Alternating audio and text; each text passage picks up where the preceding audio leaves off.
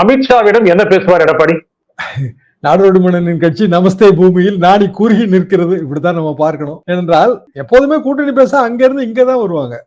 Boys garden வாசல்ல எவ்வளவு நாள் மோடி அவர்கள் இருந்தார்கள், எல்லாமே தெரிஞ்ச கதை தானே. இப்ப இவங்க அங்க போறாங்கன்னா அவர் என்ன நிபந்தனை விதிக்கிறாரோ அதுக்கு கட்டுப்படணும். ஒரு நிபந்தனை முடியாதுன்னு நேத்து சொல்லிட்டாரு அவரு.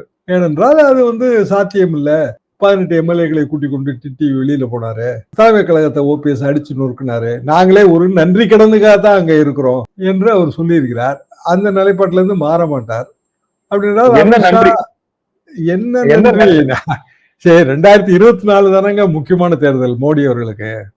அப்போ நன்றி என்னாச்சு?